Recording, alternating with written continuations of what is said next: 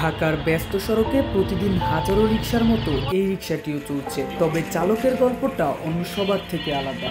দুই হাত নয়, মাত্র এক হাতেই তিনি টেনে চলছেন রিকশা, টেনে চলছেন পুরো পরিবার।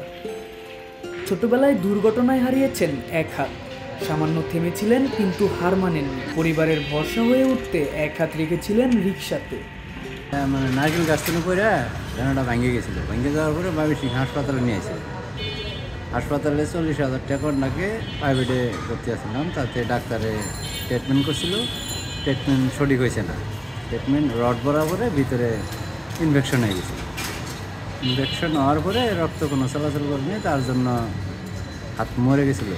মরে যাওয়ার পরে কাটা লাগছে।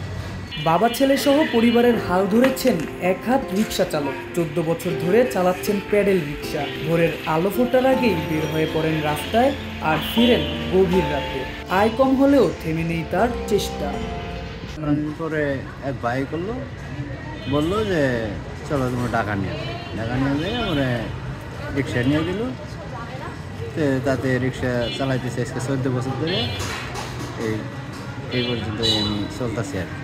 দৈনিক আয়ের বেশিরভাগই চলে যায় ঘর ভাড়া, খাবার আর সন্তানের পড়াশোনা। কষ্টে আছে, অভাব আছে, কিন্তু মন ভাঙার জায়গাটা নেই তার।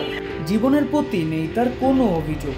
শত অসুবিধার পরও তিনি বলেন, আমার কোনো অসুবিধা হয় না, আর দোয়া করবেন আমার যাতে অসুবিধা না হয়।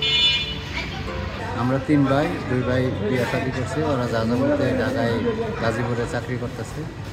তো আমি কোনো কর্ম করতে পারি, সেজন্যই আমি রিক্সার মধ্যে গেছি। তাতে আমার রিক্সা চালাইও আমার পোলাপানের পড়ালেখা খরচ, সংসারের খরচ মোটামুটি চালাইতে পারি।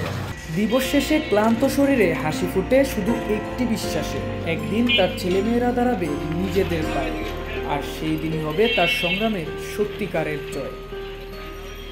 এক হাত নেই, কিন্তু সাহস আছে ইচ্ছা শক্তি। নিজের সীমাবদ্ধতাকে জয় করে যেভাবে জীবন যুদ্ধ চালিয়ে যাচ্ছেন এই রিকশা চালক, তা আমাদের সবার জন্যই অনুপ্রেরণা।